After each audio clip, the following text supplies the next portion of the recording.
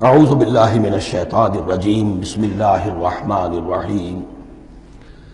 اب ذرا کچھ ضمنی مسائل ہیں کہ جو بعض کفار کی طرف سے بعض معترضین کی طرف سے پیش ہوتے تھے، وہ کبھی بھی اس چیلنج کا مقابلہ تو نہ کر سکے، میدان میں تو نہ آ سکے۔ یہ بالکل ایسی بات ہے جیسے کسی مصور کی تصویر پر اعتراض کرنے والے تو بہت تھے۔ جب کہا گیا کہ ذرا یہ لیجیے قلم، اس کو ٹھیک کر دیجیے، یہ برش آپ کے ہاتھ میں دیتا ہوں، اب سب پیچھے ہٹ گئے۔ تو کوئی صورت قرآن کے مقابلے میں لانا وہ تو ان کے لیے ممکن نہیں تھی، لیکن ادھر ادھر سے اعتراضات کرنے کے لیے جو زبانیں کھلتی تھی ان میں سے ایک اعتراض نقل کیا جا رہا ہے۔ وہ یہ تھا کہ وہ کہتے تھے کہ قرآن مجید میں مکھی کی تشبیہ آئی ہے، یہ تو بڑی حقیر سی شے ہے، اعلیٰ کلام ہو اور اعلیٰ متکلم ہو وہ ایسی حقیر چیزوں کا تذکرہ نہیں کرتا۔ بیت العنکبوت مکڑی کا بھی ذکر ہے قرآن میں، اتنی حقیر شے کا، یہ کوئی اعلیٰ کلام نہیں۔ اس کا جواب دیا جا رہا ہے کہ اصل میں کہیں تشبیہ بیان کرنی ہے، تمثیل بیان کرنی ہے، تو دیکھنا یہ کہ جس شے کے لیے تشبیہ دی جا رہی ہے اس کی مناسبت والی شے ہو۔ شے کوئی بہت حقیر ہے تو کسی عظمت والی شے سے آخر کیسے تشبیہ دی جائے گی؟ وہ تو کسی حقیر شے سے ہی تشبیہ دی جائے گی تو جو اصل مقصد ہے تشبیہ کا وہ پورا ہوگا۔ ان اللہ لا یستحیی ان یضرب مثلا ما بعوضۃ فما فوقہا، اللہ تعالیٰ کو تو اس میں کوئی جھجک نہیں ہے، کوئی شرم نہیں ہے کہ وہ مچھر کی مثال بیان کرے، تو اس سے اوپر، اب یا فوقہا میں دونوں معنی ہو جائیں گے، یعنی کمتر اور حقیر ہونے میں اس سے بھی بڑھ کر، یا یہ کہ اس سے اوپر کی کوئی شے اس کی مثال دینے میں اللہ کو کوئی جھجک نہیں، اس لیے کہ مکھی بھی بہرحال مچھر سے تو ذرا بڑی شے ہے۔ اس معنی میں بھی ہو سکتا ہے فوقہا، اور فوقہا اس معنی میں بھی کہ اس سے بھی حقیر ہونے میں اس سے بھی بڑھ کر۔ فَأَمَّا الَّذِينَ آمَنُوا فَيَعْلَمُونَ أَنَّهُ الْحَقُّ مِن رَّبِّهِمْ، تو جو لوگ صاحب ایمان ہیں وہ جان لیتے ہیں کہ یہ حق ہے ہمارے رب کی طرف سے۔ وَأَمَّا الَّذِينَ كَفَرُوا، اور جنہوں نے کفر کیا ہے، فَيَقُولُونَ مَاذَا أَرَادَ اللَّهُ بِهَذَا مَثَلًا، یہ کیا مثال اللہ نے دی، کیا ارادہ ہوا اللہ کا اس مثال کے ذریعے سے؟ ناک منہ چڑھا رہے ہیں، اعتراض کر رہے ہیں۔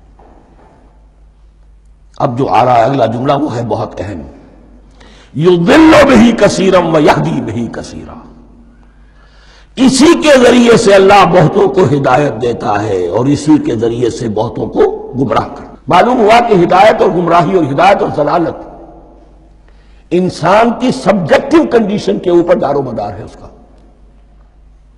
آپ کے دل میں خیر ہے، بھلائی ہے، نیت صحیح ہے، طلب ہدایت، طلب علم، اس میں آپ سچے ہیں، آپ کو ہدایت مل جائے گی۔ دل میں زیغ ہے، کجی ہے، نیت میں ٹیڑھ ہے، فساد ہے، تو اسی کے ذریعے سے اللہ آپ کی گمراہی میں اضافہ کر دے گا۔ یضل بہ کثیرا ویہدی بہ کثیرا، لیکن اللہ کا یہ کسی کو ہدایت دینا اور کسی کو ضلالت دینا علل ٹپ نہیں ہے، کسی قاعدے اور قانون کے بغیر نہیں ہے۔ وما یضل بہ الا الفاسقین، نہیں گمراہ کرتا وہ اس کے ذریعے سے مگر صرف سرکش لوگوں کو، جن میں سرکشی ہے، تعلی ہے، تکبر ہے، اور ان کے اوصاف کیا ہے؟ الذین ینقضون عہد اللہ من بعد میثاقہ، جو توڑ دیتے ہیں اللہ کے ساتھ کیے ہوئے عہد کو۔ اور سب سے بڑا عہد یہ سورہ اعراف میں چل کر آئے گا، عہد الست۔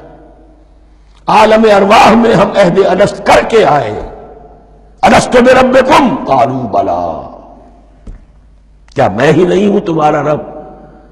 تمام ارواح نے میں بھی تھا، آپ بھی تھے، سب تھے، کل انسان، جتنے انسان دنیا میں آج تک آ چکے ہیں وہ بھی تھے، اور جو آنے ہیں ابھی قیامت تک وہ بھی تھے، لیکن تھے صرف ارواح کی شکل میں، جسم نہیں تھے۔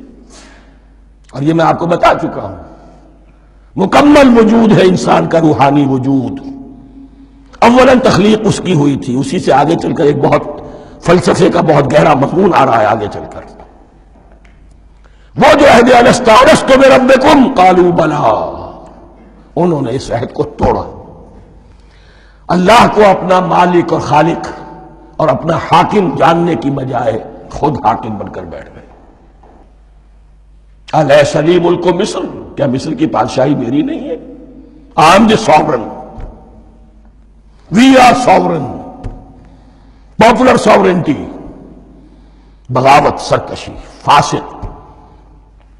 وما يضل به الا الفاسقين الذين ينقضون عهد الله من بعد ميثاقه ويقطعون ما امر الله به ان يوصل، اور کاٹتے ہیں وہ چیز جسے اللہ نے جوڑنے کا حکم دیا ہے. اللہ نے صلہ رحمی کا حکم دیا ہے، یہ قطع رحمی کرتے ہیں. مال کی طلب میں بھائی بھائی کو ختم کرتا ہے اس کے مال کو ہتھیانے کے لیے، اپنی ذاتی اغراض کے لیے تمام اخلاقی حدود جو ہے انسان پسو پیش ڈال دیتا ہے. اپنا تکبر، اپنے لیے تعلی. الذین، آپ دیکھیے نوٹ کیجئے، اس میں ہماری شریعت کا فلسفہ یہ ہے، ایک تعلق ہے اللہ کا بندے کے ساتھ، حقوق اللہ، ایک ہے بندوں کا بندوں کے ساتھ، حقوق العباد.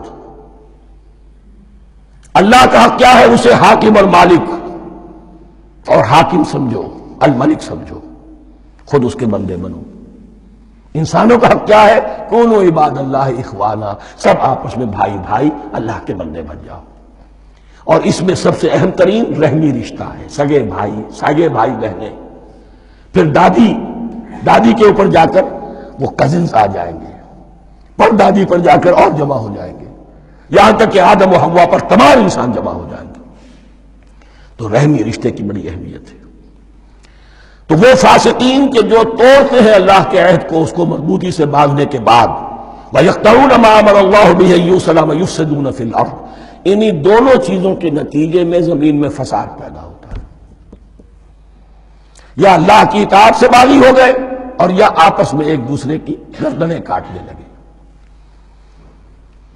اولئک ھم الخاسرون، یہی لوگ ہیں جو بالآخر خسارے میں، آخری اور دائمی خسارے میں رہنے والے ہیں. کیف تکفرون باللہ وکنتم امواتا، تم کیسے کفر کرتے ہو اللہ کا. بڑا پیارا انداز ہے. وکنتم امواتا، تم مردہ تھے، فاحیاکم، تمہیں زندہ کیا، ثم یمیتکم، پھر تمہیں مارے گا، ثم یحییکم، پھر جلائے گا، ثم الیہ ترجعون، پھر تم اس کی طرف لوٹ جاؤ گے، لوٹا دیے جاؤ گے. یہاں وہ بات آ گئی جو آج نگاہوں سے بالکل اوجھل ہو چکی ہے. یہ ہم دنیا میں آنے سے پہلے مردہ تھے، کیا مانی؟ یہ مضمون آ کر اصل میں سورہ غافر یا سورہ مومن میں چل کر اس کی پوری وضاحت ہوگی. لیکن چونکہ یہاں تذکرہ ہو چکا ہے عہد ارس کا، ہماری پہلی تخلیق ہوئی عالم ارواح میں، ارواح کی صورت میں، پھر ہمیں سلا دیا گیا، وہ ہماری پہلی موت تھی. مردہ جو ہے معدوم نہیں ہوتا، مردہ ہوتا ہے، بے جان ہوتا ہے، سویا ہوا ہوتا ہے، اور موت کو اور نیند کو تشبیہ دی گئی ہے. پھر ہمیں اس جسد کے ساتھ یہاں زندہ کیا گیا، پھر موت طاری ہوگی، پھر ہمیں زندہ کیا جائے گا. یہ آیت جیسا کہ میں نے عرض کیا بہت بڑی اور بڑی گہری حکمت اور فلسفہ قرآن کی آیت ہے. کیسے اللہ کا انکار کرتے؟ کنتم اموات، تم مردہ تھے، سوئی ہوئی ارواح کی شکل میں تھے. فاحیاکم، تمہیں جگایا اس جسد کے ساتھ، زندہ کیا. ثم یمیتکم ثم یحییکم، پھر تمہیں مارے گا، پھر جلائے گا. ثم الیہ ترجعون، پھر تم اس کی طرف لوٹا دیے جاؤ گے.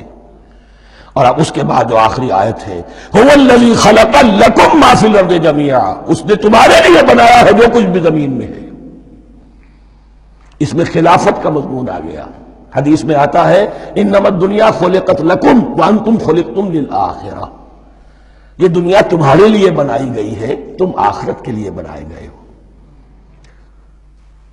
هو الذی خلق لکم ما فی الارض جمیعا، اس لیے کہ اگلی آیت پھر آ رہی ہے خلافت کی آیت.